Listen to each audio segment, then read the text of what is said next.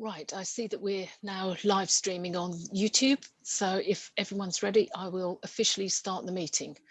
We're just going to hold on. sorry, we're just going to hold until 12, and then sorry. I'll Yes, introduce it just because we need to make the appointment first of all. But then I'll let you take over. Thank you.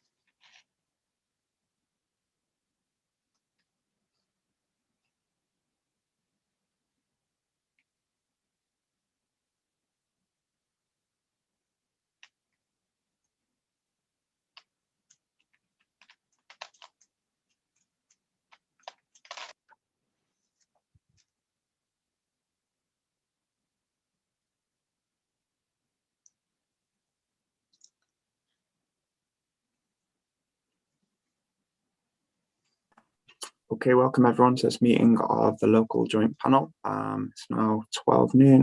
We are live streaming on YouTube. So the first item on the agenda is the appointment of the chair and the vice chair for this civic year. So before I allow the new chair or vice chair to take over, we do just need to vote on that. So if I could please invite a proposer. Someone wants to propose things. Thank you very much indeed. I'm delighted to see Alistair is on the call. I am also extremely pleased to propose him as the next chair for this coming year for the LJP. Thank you. Fantastic. Thank you. And was there anyone you wanted to propose as vice chair as well, Councillor Hazy? Yes, I'd also like to propose Councillor Joe Dumont as, no, sorry. Yes. Where am I going here? No, it's Jackie. Thank you, Jackie, for waving at me.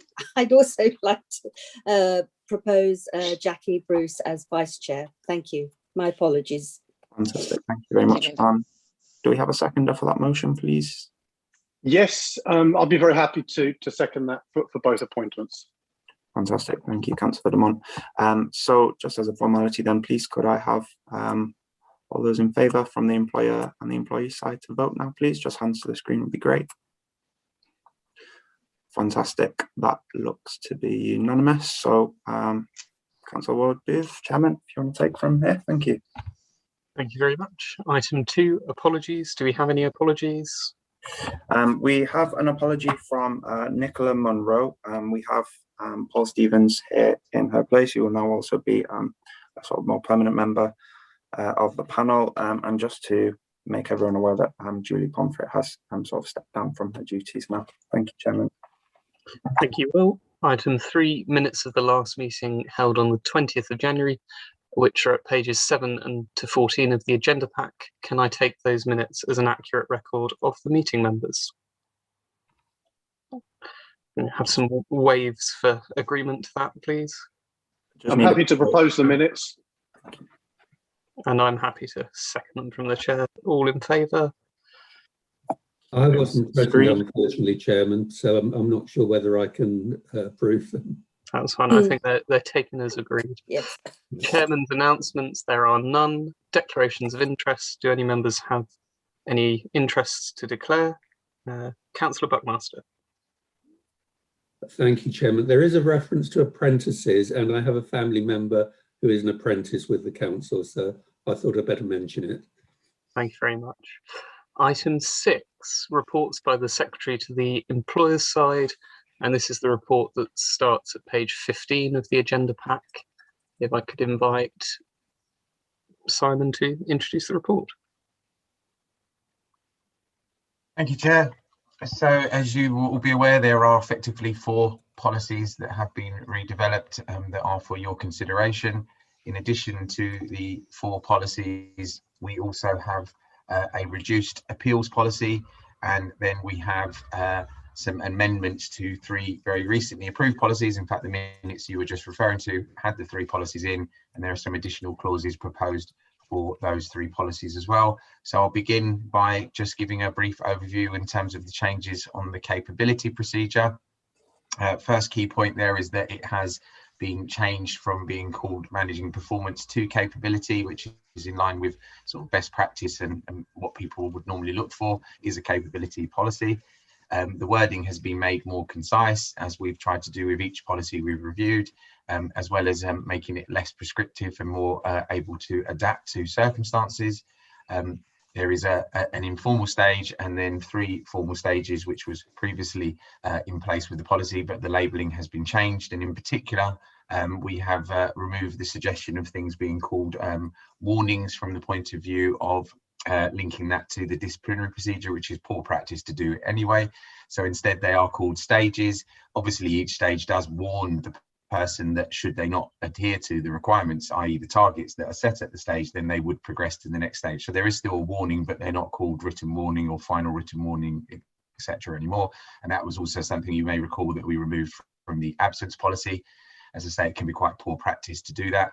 There has been an improvement in terms of the period that stage 3 would be valid for, which is obviously important. Equally, that if somebody has hit stage 3, they potentially can return at stage 2, as opposed to going right back to the beginning.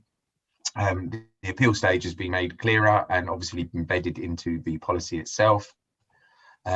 Unison welcomed the removal of the warning labels. And we're happy with the replacement of stages. They wanted to make sure that the policy was developed to make sure the employee was clear on the targets and that they were warned, as stated, that if they didn't improve, they would progress to the next stage. So this was strengthened to provide that clarity. And that really is a quick overview on the capability procedure. If there's any questions on that, I'm assuming it's better that I take them one at a time. Jackie. Yeah. Members, I think Jackie had her hand up first. Yay. It was just one thing that after we'd finalised the policies to come to this committee meeting, Simon and I had another chat, and we put forward that potentially a flowchart should be added to this policy to give a more visual overview of the actual stages as you go through the thing. This was one of the recommendations from both Unison and from the East Hearts Together group. We're very much in favour of making things visual for managers to easily follow. So if that is a recommendation that a flowchart could be added, we'd just like it minuted. So that would be a float out setting out the stages and how you progress or step off the stages, in fact, because that's what the flowchart would do. Yes. Very much in line with what we did with the absence policy. And yes, completely support that suggestion. So you would be approving the policy with the addition of a flowchart before it is finally approved at HR committee. Super. Councillor Dumont, I think you had your hand up earlier, and then Councillor Buckmaster. Thank you. Chairman, congratulations on your appointment as well. Just a question for Simon on voluntary redeployment, which is on, well, in the notes here, it's on page 18 as one of the highlights. And that's obviously something that can be affected sooner in the process. I presume obviously their continuous employment is not affected. Does any kind of probation start again if that was to happen? So a redeployment would, you would still be remaining in the stage, but rather than your targets being set in the current role, they would be set in the new role. So it's not to say that you would step off the procedure altogether, but that you, and that's why it's a voluntary decision. If you wish to seek a lower role, which is the normal scenario, then you would move into that role. And then your targets, you would still be, if you were on stage 2, for example, you'd still be on stage 2 until you've passed that review period. But that's your decision as the employee to sort of make that request. Obviously, we have to have the work to be able to accommodate as well. So there's no guarantee that someone would be redeployed. But just like it's an alternative to dismissal at stage 3, we've built it in as an alternative to progression in that current role at stage 2. And I think it's also covered in stage 1 from memory as well, that if the employee wishes to start seeking that, because clearly if somebody is feeling this role isn't for them and they're not going to reach the standards, we don't want to keep putting them through the hoops if we can find a role where they are suited. So that's the pure merit of it. And I know Unison are supportive of that as an approach. Thank you very much. Answers the question. Councillor Buckmaster. Thanks, Chairman. Just a couple of things. First thing was just the implications where stage 3 meetings will be held by a member of the leadership team, previously a director. I just wanted to know the thinking around that. And then an ongoing theme is removing the 3-year review and saying in line with best practice in legislation. And I was wondering whether that will be an automatic process. So when the legislation changes, is there a need to then reconsider as we are now, or will it just be taken as read that slots into the policy? Thanks, yeah, if I could answer the second question first, just because there's a little bit of a room for discussion there, or at least for clarification. So it would depend on the change is the short answer. And if the change was significant and there was, for example, I think we've picked up something in the general leave policy that is in line with the Green Book that isn't covered. I don't know if you're aware of it yet, Jackie, but if not, it's coming your way. And where you get a very small matter like that, we will work directly with the union and say, we just want to put the clarification in line with the legislation. Are you happy with that? And we republish. So we wouldn't go through this process. If there was a significant redevelopment, then it would come back to this forum to be agreed. What we would normally do in terms of legislation is, the changes that are coming in before they come in, and you prepare your policy in line with those changes. So assuming there's time to do that, then we would always do that. You may recall from the general leave policy before, when we've had some legislative updates, we've put those through, and if we can get them through the committee in time to then publish, we do. But it really does depend on the significance of the change and effectively our partnership with Unison. If they're comfortable with it's a small factual change, then we can just do that without bringing it here. If there's more of a redevelopment, then we would bring it here. In terms of your first question about why we changed from directors to heads of service, really that's fundamentally because we no longer have director positions. Helen Standen and Adele, you may remember, were the 2 directors before. When Adele left, there was a restructure that created the deputy chief exec post. So we're just really in line with the structure on that. Also, what's quite important is that we're clear on the different roles. And actually, in the case of capability, there is no need to have a separate person hold a stage 2 meeting from stage 3. It's actually better practice to have the same person hold the stage 2 as the stage 3. Bearing in mind, this is a line manager presenting, and there's still a separation between investigator, for want of a better phrase, and hearing person. The hearing person can be the same at both stages, and actually that strengthens it potentially in terms of continuity and understanding of what's going on. So that's what we've built in. Katie. Thank you. Simon, did you answer the first question second? Or is yeah, I still thought I'd something confuse you, Linda. Sorry, yeah, I did. I answered the first question second. That's It's all right, because fine. there So was did you quite answer- a detailed second question. I was struggling to process them both, so I thought I'd deal with that one because there's a little bit more detail. Don't on worry, it's a day for confusion. No, thank you. I mean, I think this is a good way forward, and I certainly like Jackie's suggestion that it's put into a flow chart, because I think sometimes you get 3 pages of text and you don't necessarily quite understand where you've got to get to by the end of page 2.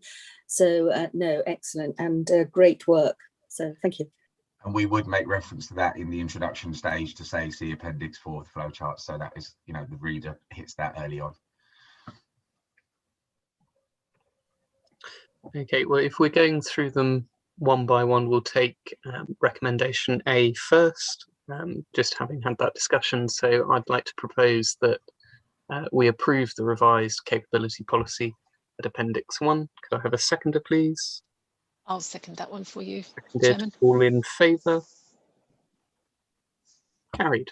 Simon, recommendation B, the flexible working request scheme. Yes, so this is really a small update. Fundamentally, this was about putting the appeals procedure into the policy. There hasn't been any significant changes to the policy other than we've strengthened it. And I know Unison are very happy with the strengthening in terms of HR's involvement. It's very important that there's consistency on these matters. There has been case law where managers have made silly comments before a request has even come in, and then they've had a successful claim brought against them, i.e. someone ringing up saying, I want to come back from maternity part-time. Manager says, I don't really like part-timers, but put your request in anyway. The employee didn't put their request in. They were sent the form several times and then successfully brought a claim against the employer saying there was no point in putting a request in because it was going to be a no anyway. And they won on that basis. And we don't want those sort of silly mistakes being made. We obviously always go into a flexible working request on the basis of how can we accommodate this, meaning that if we can't, we'll find the genuine reasons, and that's what's important. And we want to make sure that HR are fully involved in supporting the manager to do that.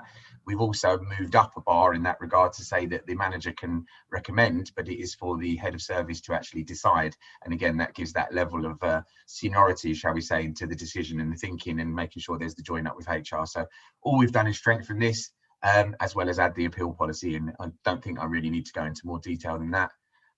Unison comments were very minimal because they were in support of the changes. And as I say, they were semi-rehearsed in terms of Unison are keen that HR play a part, and feel that that does ensure a better level of consistency. Thank you, Simon. Are there any questions about recommendation B? Not seeing anyone jumping their hands, so I'd like to propose that we approve the revised flexible working request scheme at Appendix 2. Could I have a seconder, please? And all in favour? Carried. Simon, recommendation C, the revised recruitment and induction policy. Okay, so the recruitment induction has undergone quite significant development. Just to remind you that previously this was a sort of 3-in-1 policy, which didn't work very well in terms of recruitment, induction, and probation, recruitment and induction were all linked together. We separated out the probation policy at the previous meeting, and obviously that's been agreed. So this work was catching up on that in terms of now tackling the recruitment side. In particular, we also needed to strengthen the recruitment policy to encompass safer recruitment practices. I was part of the safeguarding policy group, and we agreed that the best place to put that was in the recruitment policy. So that work was always expected to go into this area, and that has now been done. We have strengthened sections on equality in the recruitment policy, and we've also given greater flexibility for recruitment decisions. There, I think, was an unwritten rule. It wasn't really written that jobs would always go out internally in the first instance. Unison are quite happy that we should be looking at diversity when we advertise. Therefore, the wider approach is the norm, as opposed to the internal approach being the norm. But there is still scope and flexibility within the policy to recruit on an internal only basis. And of course, if you've got people at risk from a redundancy point of view, they would be prioritised in line with that policy. The other area is that where jobs are under 6 months in terms of how long they're going to last, we can recruit from our own casual bank or from an internal pool. So again, that's about flexibility. And then further to that, if we have taken somebody on in a temporary basis and that job then becomes available on a permanent basis, and they have been in that job for 3 months and have been deemed as satisfactory, which means that a PDR would need to be undertaken on them, or a probationary assessment. They can then have a ring-fenced, and I'm going to just stress this, a ring-fence interview. They don't get the job. There's nobody gets a job from sitting in the job for 3 months. But if they've been assessed as being doing well or satisfactory, as I've said, and then are then interviewed and then are deemed to be suitable for the role, they can have the role and they wouldn't have to compete with others. So it's about, if people have moved into a temporary role, they then get the opportunity to take that as a permanent role, providing they meet those eligibility requirements, i.e. satisfactory role, and then pass the interview or selection process. So we've given a bit more flexibility for that. I mean, what you don't want to do as an organisation is advertise jobs that you know you're potentially going to fill internally, and then you're just advertising the next job. So we've created a bit more flex on that. and I've flicked off ModGov, so I'm just going to remind myself. We've updated also to include the arrangements on the Matrix supply and chain management framework. We have also added in that interview panels should be diverse where possible. We were not able to fulfill that fully, so we've included that there should be a meet the team option to demonstrate that diversity. We have also made reference to the work that we're doing at the moment to create some equality case studies, or a range of case studies from a range of diverse staff. When I say that, and we've added in stuff around safer recruitment, as I've touched on. Clearly, references to probation have been removed. The safer recruitment includes probing questions as a guide in the appendix. And then the other further development, which I'm glad I've reminded myself about, is that we have strengthened and changed the secondment guidance. This is quite significant. And we have reviewed how secondments have been working, particularly secondments out of East Herts, and they haven't worked well in the main. Only around a third of our staff have ever returned when they've gone on an external secondment. You may remember that what happens is that we guarantee the person can come back to their job if the secondment is less than 2 years. So we're then keeping that job open potentially for 2 years on a temporary basis, which has difficulties in terms of the quality that you can recruit into. And in particular, what we're seeing is that people take the secondments and then don't return. They tend to get a more permanent arrangement at the next employer. Also, in reverse, we've had people on secondment here, or we've had an opportunity for secondment, and we've had county employees apply for the post, and then county refused to allow them to do it on a secondment basis, and they've had to leave their job and then take a fixed term basis. So to some extent, we're operating in a market that behaves like that. So we need to protect East Herts' interest, which is that we can't keep jobs open forevermore when people aren't returning to them anyway. And so this is about getting that more consistent. What we are saying is, in the main, we will approve partial secondments, but full secondments are unlikely to be approved for that reason. Thank you, Simon. Do you have any questions or comments on recommendation C, members? Councillor Dumont. Thank you very much. Simon, I think what's been clear since I've been involved in this committee and HR, there's a lot of crossover, that we've got really, really robust policies and approach to recruitment, and especially safer recruitment. Just with the use of agency staff, does the council undertake any of its own checks, seeing documents, etc., or is the position to solely rely on the framework operators in the background or on Matrix? Or do we ever see any evidence of audits in terms of DBS if they're required for the role where the staff are from an agency? Bearing in mind, Councillor Dumont, that we have very few roles that hit regulated activity, but where we do, we would see the DBS. That's the first point, because that's part of the requirement. You need to see that anyway, and the agency would need to share that with us, or in fact the individual employee would, and the agency validate that that's been done. Or the individual agency temp, sorry, not employee. In terms of do we see that? Predominantly the framework manages that for us, and that's part of the measure in the first place when you bring it in, that the pre-employment checks are being done, and obviously they then manage the agencies for us, so there is a layer in between us, but that information is on our portal for us to view, and we can see that the checks have been undertaken. And in fact, it's tighter than potentially it would be elsewhere, because they can't even submit the candidates to us if they haven't attached the relevant checks to it. So we wouldn't even see candidates that aren't checked, if you see what I mean. They wouldn't be valid for us to consider. So I think we're quite well covered. If you'll allow me, I also failed to add a key point in terms of my quick summary on the policy, is that Unison did make a further addition, as well as with safer recruitment, we've built into the job description and person spec the requirement for people to have a commitment to safeguarding, and we've also added that in relation to equality. So there's been a further improvement, which we can give Unison full credit, but I know Jackie will say it was me and her chatting, this is a good addition, let's get this in, and that's where it evolved from. So we've strengthened that, and obviously that also supports our equality policy and our staff equality profile work as well, so that we're building that into the person spec as well. Thank you very much. Councillor Hazy.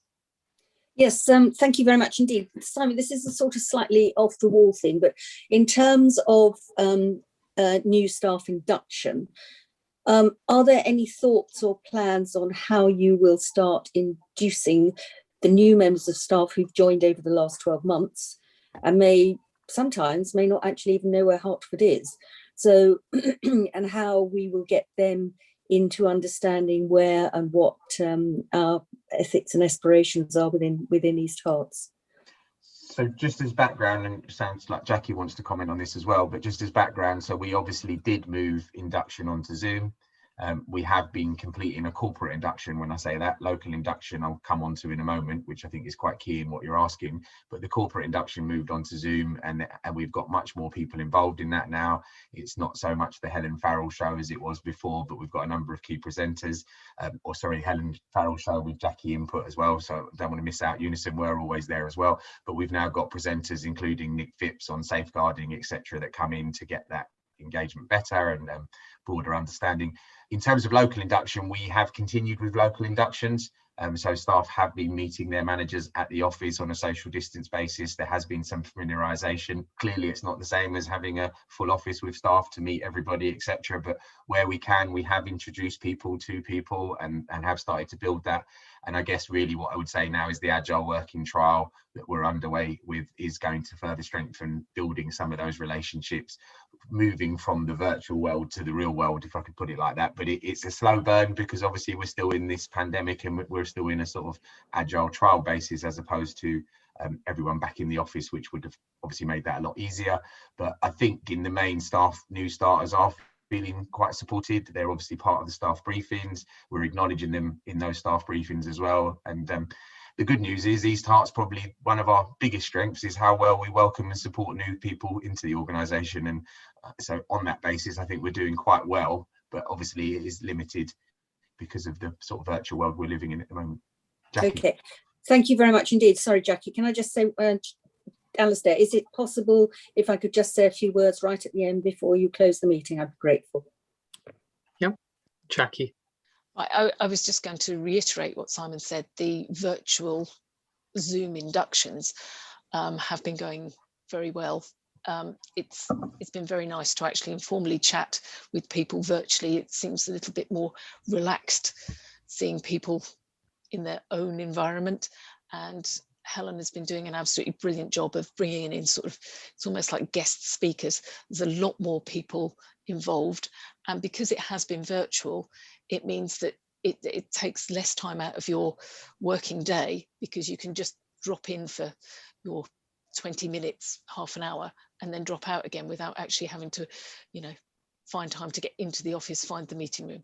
So I'd just like to say well done to Helen. She's done a very good job of actually carrying them on in what have been quite trying situations. So from my feedback from members who've been to induction as well, they've really enjoyed it. So everyone's looking forward to, you know, getting back into the office though. And as part of the agile working trial, I have found it very beneficial for my one day a week in the office to catch up and meet the new people in person. So, thank you. Thank you. Unless there are any other comments, I'd like to propose that we approve the revised recruitment and induction policy at Appendix 3. Could I have a second of these? All in favour? Super. Simon, recommendation D, the revised organisational development policy. Thank you, Chair.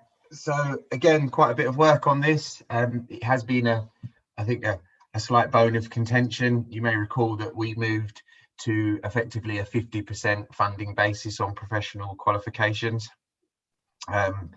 The take up on professional qualifications, I think it'd be fair to say, has reduced as a result of that, which probably isn't a huge surprise. Leadership team have been in particular quite keen to address the professional development to give more scope for full funding. Obviously, we don't have a bigger budget when I say this, and budgets are of course constrained, but what it is important is that we do support staff to these professional qualifications where we can, and we have been using the sort of hard to recruit, which then leads to 100%, but we've now created a better system where we're linking it to the PDRs and to the objectives for the member of staff, so that we can support more people at that 100% level and not just the hard to recruit. And we've created a 75% level and a 50% level, and obviously that's set out in the policy, so that will give us more scope to support and approve. The other significant change is that training requests will now be at least managed from a budget point of view centrally by HR. So your local training, previously we have an amount per head that every employee is sort of allocated into their department. that means the bigger departments have more money to spend, and therefore the equity on that spend isn't as fair for the small departments. And if I haven't told you before, HR is quite small, so no, there's no self-interest here, I promise. We want to make sure there's a better distribution of training across the organisation. What we will require is admin support still coming from the local areas as it does currently, but Helen will be responsible for administering the local training requests after head of service approval, in the same way that we do with the professional fees. And we will obviously continue in HR to manage what we call the corporate training, which is your in-house training, which is an example just given there as the induction program, but also the e-learning, etc. So the policy has been improved to support better funding. There was a significant request made by Unison, which I think would be unfair not to raise here, for awareness, where they asked us to consider supporting professional memberships, which I think it would be fair to say is the leadership team would like to support those, but there is no budget to do that. And you may recall, I'm sure at full council, we approved a pay policy statement, which makes it absolutely clear that the only professional funding that will be provided for membership is the practicing solicitor requirement, where you have to have that in order to practice. Although we expect our staff to have the professional memberships, and as Unison would point out, we support staff to gain those qualifications which then lead to those professional memberships, we are continuing on the basis that staff can recover their tax on that for themselves, but we won't fund it because there is no budget to fund it. Unless we get some miracles with some extra income and all the rest of it, this would be quite significant. You're talking maybe as much as £200 per employee for professional memberships, which obviously based on 300 staff adds up to a significant sum, and one that we can't really manage at this stage from the budgets that we have. So I just think it's important to say that Unison did make that request, and I completely understand why they made that request, and I think they also completely understand why we haven't been able to agree at this stage. But I'm just making you aware. Having said that, we obviously have made an improvement to the funding of those professional fees by having that three-layer approach and making it more flexible to support priorities. Thank you, Simon. Do we have any comments on recommendation D? Councillor Buckmaster. Thanks, Chairman. Yeah, it was just again on the main area, which is the funding for professional qualifications. As you were talking, I looked through the actual policies, and the phrase "consider" is used throughout. Obviously, there are criteria there, but I just wondered how consistency would apply here in terms of different managers, perhaps looking at. So professional fees are actually approved by the leadership team, although we manage the budget in HR, which is 20k for a year, and that doesn't take much to spend on professional qualifications, just to be clear. But we manage the budget, but LT are the overall approvers. So any request is on a form that then goes to LT. So that consideration is helpful, and they tend to come in at the same stage of the year. So we should be able to make that work quite well. But the point is, it's a leadership team consideration. Okay, thank you. Any other comments on this recommendation? In which case, I'd like to propose that we approve the revised organisational development policy at Appendix 4. Could I have a seconder, please? Councillor Buckmaster, all in favour? Carried. Item E, to approve the revised and reduced appeals policy in line with the changes made that we've already agreed to at recommendations A and B. I don't think that requires any further explanation or discussion, so I'd like to propose that we agree to that recommendation E as well. Can I have a seconder, please? Councillor Hazy, all in favour? Carried. Recommendation F, to approve the additional clauses regarding management of leadership team members and ensuring the Chief Executive is available for appeals to the various bodies in accordance with the probation policy, the absent management policy, and the disciplinary policy. Do we have any questions or comment on that? In which case, I'd like to propose that we approve the additional clauses as detailed in recommendation F. Could I have a seconder, please? Councillor Dumont, all in favour? That's carried. And then I think that brings item 6 to a close. Item 7, reports by the Secretary to the staff side. I don't think there are any, but Jackie, feel free to wave if there are. No, actually, Chairman, there are no reports this time. Thank you. Thank you. Item 8, urgent business. I'm not aware of any, but Councillor Hasey would like to have a few remarks. Over to you, Councillor Hasey. Yeah, no, thank you very much indeed. This will, as you all know, be the last legal meeting we can hold as a council on Zoom. I have to say one thing I'm going to be very pleased about is not having to sit in front of those moving trees for again, or possibly for a very long time. We keep talking, saying, can we get rid of the moving trees? But they always seem to come back. Anyway, never mind. We have done that work, so you know, the removal has taken place. I just don't think it's fully embedded yet, but that is on its way. Ben Wood has led on that. Okay, that's great. It's just today we had moving trees. Yeah, anyway, no, but yeah.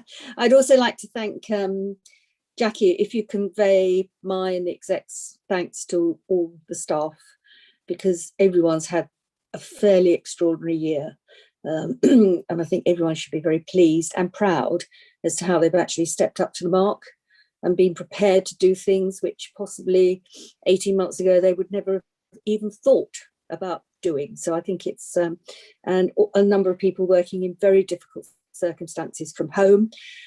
And I'm about to sneeze. Bless you. Thank you. And I think the other thing is, Simon, I'd like to also say thank you to all your work that you've done with Unison and in the HR department in particular. It's often a sort of seen as an easy stroll if you work in HR and OD, but it's not at all.